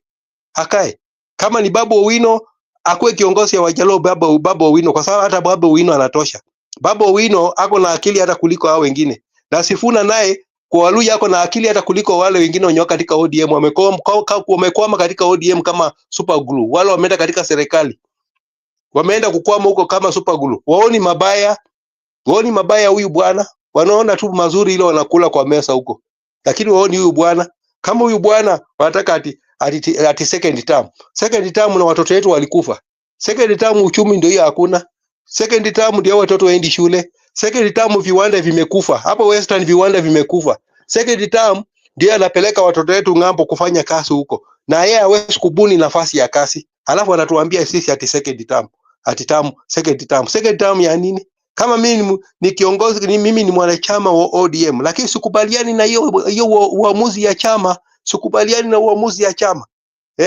Hii chama ni yetu. Na kama mtu anataka kuenda kule, akule mandasi kule, aende akule peke yake kule mandasi. Na amunge Ruto mkono 2027, akule nini? Akule mandasi huko. Na sisi wenye tujakule ya mandasi tuko na uamuzi. Tunaunga aidha Kalonzo mkono, tunaunga Matiang'i mkono, au tunaunga Sifuna au Natembea mkono. Lakini wakisema ya kwamba ati Sifuna atoke kwa chama, hata after all Western tuna chama hii ya DAP, tunaweza enda huko. Tuna chama ya Ford Kenya, tunaweza enda huko. Tuna chama ile ya Jirongo bado iko. Si ati sisi watu ya Western wa magharibi hatuna chama. Tukitoka kwa ODM tuna chama. On money. Yes. Nilikuwa nataka tukuulize swali kidogo tukiendelea tukizidi kusonga mbele pamoja. Unaona mpaka Musalia anasema Mudavadi anasema kwamba hata uungane aje hawezi shinda Ruto kwa huo uchaguzi ambao unakuja. Anadhibitisha hilo. Sasa yeye hana matumaini. Unaona ndugu yangu? Mudavadi hana matumaini. Mtu yule hana matumaini anaongea tu hivyo kwa sababu hata yeye hawezi mama president, hata yeye kiongozi yake huko Vihiga ni mtu ya ODM. Yeye hata ana mtu katika chama yake. Chama yake yeye aliuza akakula mandazi. So yeye nyamaze. Kama aliuza chama yake akakula mandazi, yeye nyamaze. Sisi tunajua ya kwamba yeye 2027 Ruto hawezi chukua. Tunajiamini na hiyo kura yenye tuko nayo. So yeye ni mtu amelose hope. Yeye hata umri yake yeye amelose hope. Akina Wetangula amelose hope. Sasa wanyamaze, sisi tunajua ya kwamba katika Western Province yeye ana kura. Kenya Kwanza UDA haina kura Western. Hata Wanyambe wakose kunyamba hawana kura. Hawana kura hapa Western. So wajipange. Yeye aendelee kukula kwa sababu ameitwa na ndugu yake akule. Yeye aendelee tu kutafuna huko kwa sababu anatafuna huko vitabu huko akitafuna. So yeye hakuna vile anaweza kutuambia. So msimamo katika dakika moja tu tuone hii. Msikize tu vizuri. Nataka umsikize kwa makini. So we are open to that.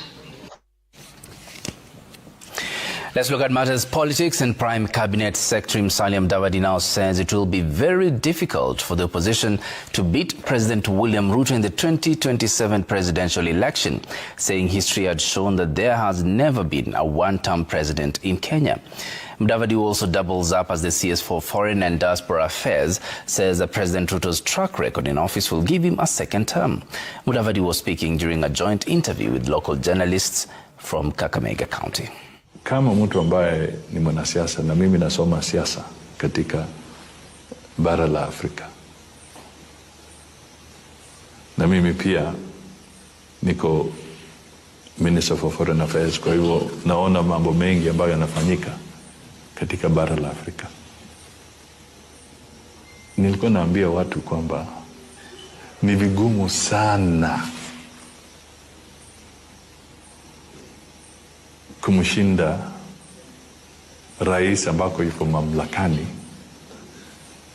na katiba inamruhusu kwenda kwa muhula wa pili.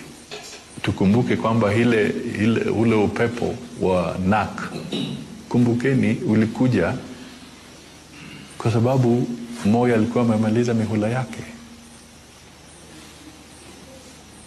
Alikuwa amemaliza 2 terms zake na alikuwa anaondoka. Sasa wave ya Kibaki ikafanya nini? Ikaingia.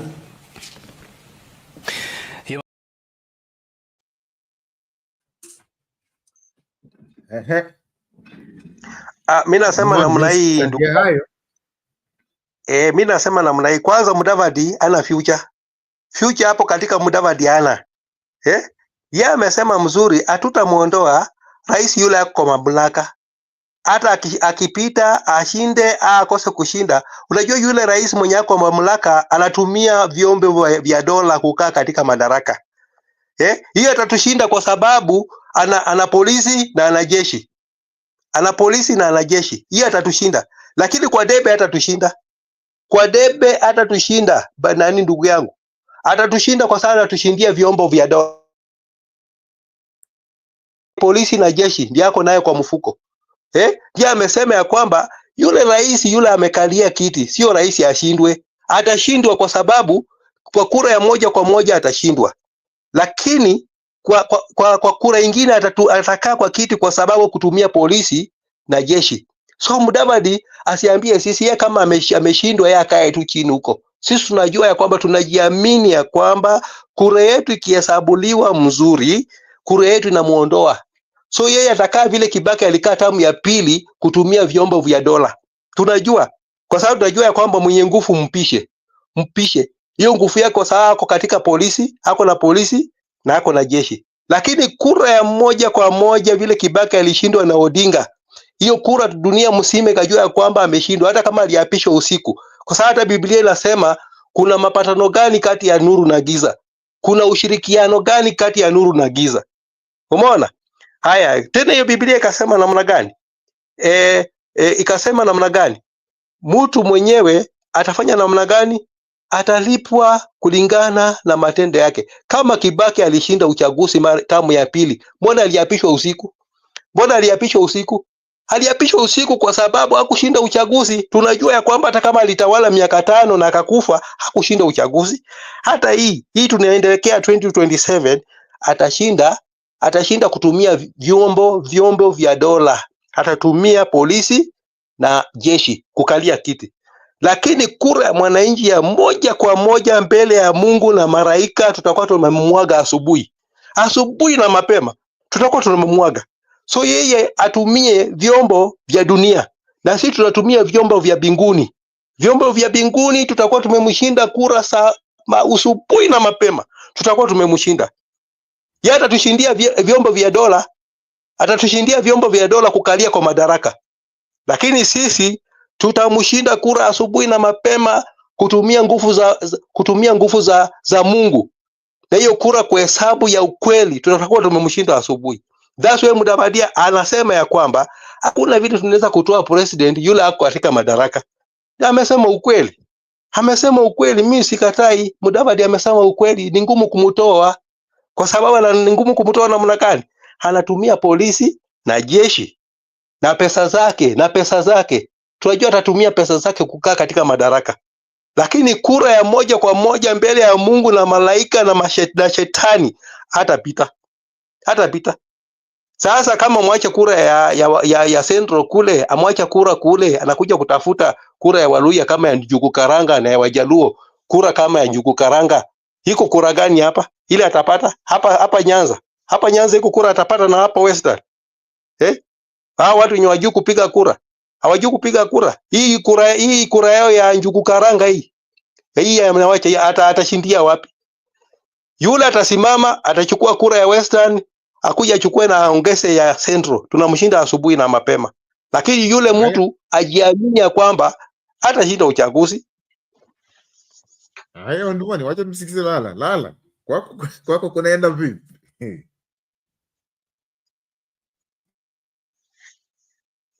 Lala unanipata? Unanipata? Nakupata, twende nayo. Hello.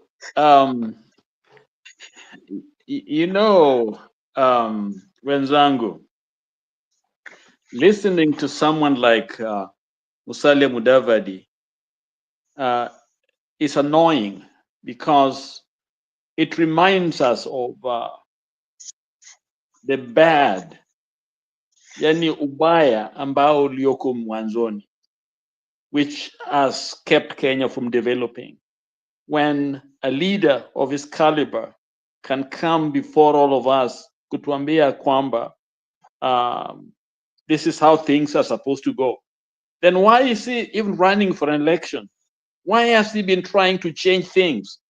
I mean, to me, it's a contradiction. It shows why we are in this state, because he's visionless, he's rudderless, he has got no clue what need to change. Huyu jamaa unasikia akizungumza. I mean, instead of shutting his mouth and closing, his that gloomy face of his, and so that Kenyans chart their way forward, he's there telling us, that things never change. The way they were made, that's the way they were made, And this man has been running, for an elected office. So if all he can tell us is why things cannot change, it's a very sad day for me listening to somebody like Musalia Mudavadi. I think he should not even be elected to even a councillor, because he doesn't deserve my vote, anybody's vote, to become that pessimistic in his outlook for Kenya. Election is about new beginning, it's about change, it's about development, it's about progress. So when you're telling us if new ideas cannot win the day, people, new vision cannot pass the test because this man is going to go back. You start campaigning. I mean, to me, it's a very sad day because this is somebody who owns a party, who has a party, telling us this kind of nonsense. So to me, I think it's unfortunate that his reasoning is things don't change. That's what he said. Okay, not my words. Ametuambia kwamba yani in Kenya lazima president afanye nini apate 2 terms. That is a done deal. Then why are we fighting? Why do you want change? Okay, if things are determined, I mean, not any president has to go 2 terms. That is written in the law. That's the way things are. Then why vote? Why not just give them 2 terms? Why waste time, waste energy, and people die going to vote? So to me, I think that's to me make me lose respect for this man. You could argue, use a different example, but to tell us because all presidents must have 2 terms means the man is, so he's part of in other words, what he's telling us, he will steal the election, he will help seal the deal. In other words, he's not an honest man. Anatuambia, these are things the way things are supposed to go. So in other words, he's determined himself to make sure that crooks, doesn't matter what is there, Ruto is going to go 2 terms. So it's not dependent on our votes. It's going to go because they got the instrument of power. Shadizo and the money, hapo mimi I'm sad to hear this, the caliber leadership we have. This is actually tells us that we need young, forward-thinking, but clean. Not the likes of Gachagua and the rest who was telling us, promising us, all these new things, when actually their history, their track record is the opposite. Okay, so we are tired of changes that are not real change. Okay, so to me, as I stated earlier, I think it's Mudavadi statement just tells me why we need new Kenya, new way of thinking, a new direction, or else we are stuck. Yeah, after Ruto, we get another Ruto. Exactly, because they'll go in there, they don't know what to do, how to change anything, because attitudes are not changed. The thinking is still New Year's money. They thought of grabbing and stealing and building the castles, and if you are employed somewhere, you just steal. Okay, that's the mindset. Okay, so let us be very, very clear what we want for our nation. We want a clean system. So if somebody has a story, let's not have them because they are on our side, they are opposing Ruto, therefore they must be good people. No. Ruto and Rutoism is everywhere.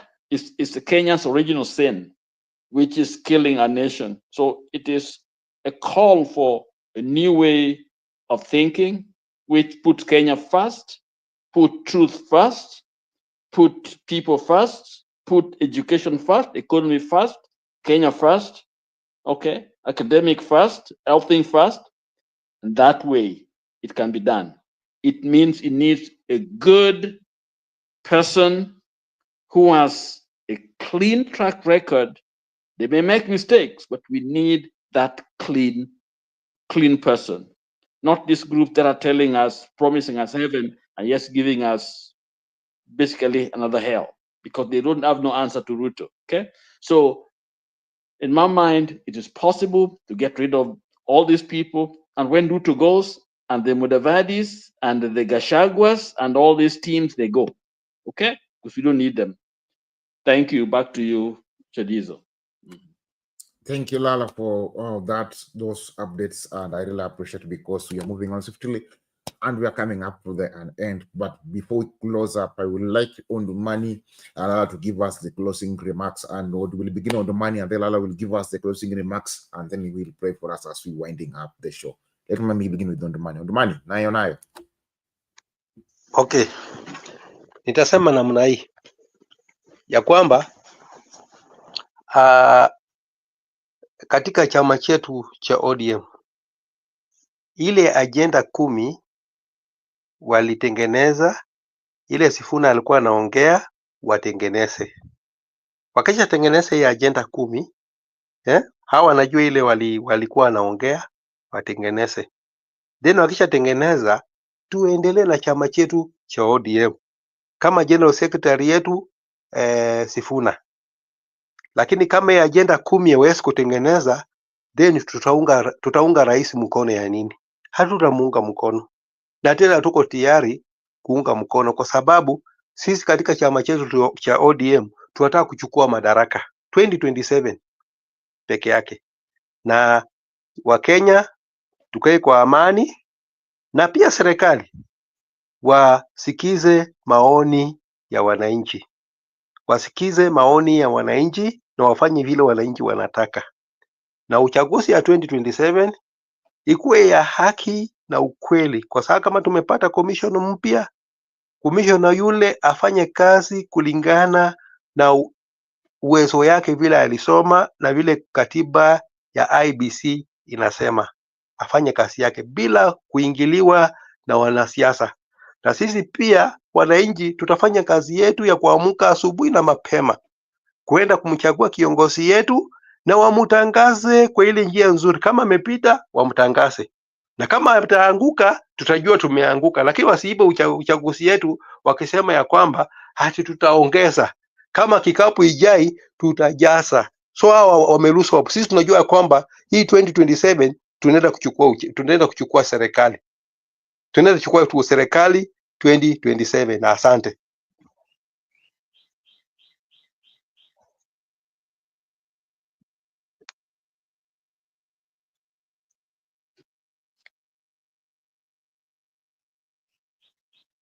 Let me listen to Lala. Yeah. Oh, yes. My closing statement will be very brief. Those of you who are Christians, who have a good understanding of Christian faith, learned a little bit about the history of Christian growth, the revivals. Revivals, how do they come? The revival comes because people are dissatisfied with their spiritual status. They're dissatisfied with corruption. They're dissatisfied with witchcraft. They're dissatisfied with violence. They just basically, when people are tired. And Kenya, if we are tired, surely tired as Kenyans, tired of corruption, tired of nepotism, tired of electoral malpractices, tired of our kids out there with no jobs, joblessness, tired of economy that never produce anything, just take away from us.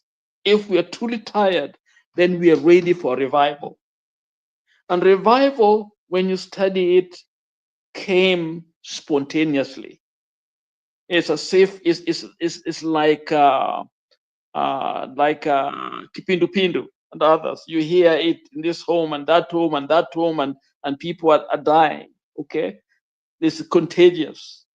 I think revival too is contagious. Economic revival, spiritual revival, mental revival. When we are tired as Kenyans, and then we must come to our senses and then look at the challenges we have. And one of it is tribalism. In the past, we have considered things based on where we come from.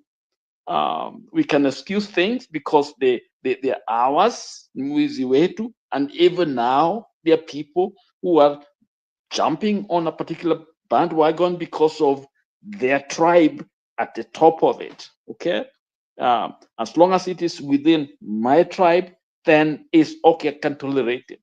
Okay, revival comes when even tribal consideration is not a factor. The factor is right nation, right country, a nation where your child can go to school, come back home, get a job, prosper, and see a newness, a new life, new light in the village or in the cities. That is what we are fighting for. And the only way we can get it is if we allow this revival to impact you spiritually, mentally, politically. In other words, standing for that which is true, that which is real, that which is, you know very well God has given you a conscience. The same way you go look for a doctor for your child or for anybody in your home. You don't go look for quacks, you look for a real doctor with results. If we can identify a doctor, we can identify the school, identify a school we want our children to go. Why can't we identify a leader? God has given us a mind, yani fikra. You got a mind to think and decide on that which is right. And so revival must allow you to access your faculty called the brain of yours, and let us do the right thing. And it's like I said, it's contagious. Okay, it's like an epidemic. Okay, when we allow it to move us, don't worry about who is your neighbor. Just think about what is right, and if it's right, just do it. I had an experience when I was in Kenya 2 weeks ago. A policeman arrested my brother, and my brother called me, that is at the police station, because he claimed that something was wrong with these wheels in the vehicle. So I went there, you know, OCPD, I think officer commanding at this station was there, and the policeman who brought him to the station was there. Then I asked, you know, what really happened, and then my brother told me that these people stopped him and asked for the, you know, looked at the wheels, and everything was in place. Then he asked them why. Then they told him to go in the car and step on the brakes. And then, of course, one of the tail light was not working. Okay. So when I went to the police station, this officer tells me, when I asked him, what did my brother do? And he tells me his tail light was out. Then I asked him, how could you have seen a tail light when you stopped him and he came and stopped in front of you? Are you a magician to know what is on the back? And I demanded to see the county commissioner right there and there. Then they started trembling. So they called me to the office. They started asking me, what do you want us to do? What do you want us to do? Okay. In other words, they knew they were on the wrong. And of course, my brother was let go. I was let go. And for all the time I was in Homa Bay, okay, that police officer would raise his hand and greet me when I'm moving, never stopped us again. And it's because I stood for that which was right. If all of us will, as Kenyan, say no to corrupt practices, it empowers us. It gives us that courage, and that courage is what we need to demand a true leadership and people like Ruto to go, you know, to go completely. We got to have that moral clarity within each one of us as Kenyans, so that we are able to speak the word of God, to speak to the nation, to speak to the ethos of the nation. Because what we are asking Ruto to do, if we can't do it by ourselves, saying no to corrupt practices, okay, we may not win. So let us do the right thing. Let us revival begin with you, with each one of us. All of us that's listening to me, let's do it. Let's not give anything to these corrupt people. Let's demand that what we deserve, you know, that the things that we deserve as a nation. And you know what? It's going to be much easier, because just like John Knox, the preacher, the factory came to a halt. I'm telling you, the nation will melt at that moral clarity that righteous indignation, that call to the soul of the nation that we must change. And with that kind of a power, I'm telling you, people will be afraid to do the wrong things. They will be afraid to do the wrong things. Right now, they're not afraid. All they are asking us to do is to support their egos and their corrupt practices. And that's my call to all of us as Kenyans. Let's stand and demand truth and justice, and let us fight for the soul of Kenya. Thank you, Edizo, and have a good one. And Odumani, and all of you in the background. Thank you. Thank you, Lala, for the contribution. True, I really appreciate it for those who have joined up and for those who have been supporting up with this moment. Please, I still ask you, please, let us tucheze kisisi, tucheze na hiyo M-Pesa tafadhali. Kitu nafanya hata naenda shop mapema ni kwa sababu ya nini? The tokens running out. Please, let us help me do the necessary so that we can even have the show tomorrow and also still continue moving on to and banking back to come back. I want to ask you, please, let us use the diesel on the screen to do the thing, and God will bless you, all of you, and God will bless you, and God will make Kenya to be a better place. So I want to remind you that for us to make a Kenya a better place, we still have to come together, we still have to unite together, and we still have to push harder and harder so that we can make Kenya a better place. I want to welcome you all to tell you that this one thing you have to know, that Kenya is the only better if we decide to make it better, but it will also be the worst place if we will also decide to make it to be the worst place. So it's our responsibility, it's our duty to make a Kenya a better place. Help me, tomorrow help another one, and tomorrow the other one help another to make a Kenya a better place. We unite together, we stand together for one another, we be there for one another, and also to make up for it so that our nation can be moving and driving to the better place of whereby we can be able to see it. So I don't have much to say, but want to ask you, please just continue sharing the video and share it to more than one or two, or at least 10 people, 30 people, so that you can also have the context too, so that tomorrow we can meet the same place, the same time, having the great conversation together as Kenyans. I love you all. Let us move to the next show.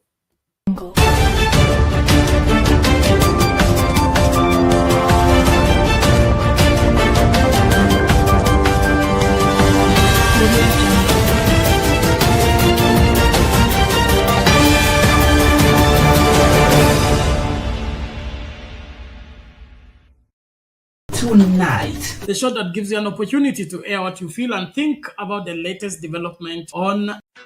You've dreamed about the perfect wedding, the dress, the vows, the happily ever after. But let's ask the most important question. Before you say I do, are you truly ready for the lifelong commitment that comes after the honeymoon period fades? Bernard Ngozie's groundbreaking ebook, Are You Marriage Ready?, is the ultimate guide to building a successful, lasting marriage. This isn't just another relationship book, it's a heart-to-heart conversation that prepares you for one of life's biggest decisions, getting married. Are you choosing love or just infatuation? Are you building a marriage or just planning a wedding day? Reading this book was a game changer. I realized I wasn't as ready as I thought, but now I'm on the right path. Don't wait until it's too late. Invest in your future. Download Are You Marriage Ready today. Link in the description below. Your future spouse deserves the best. Are you ready?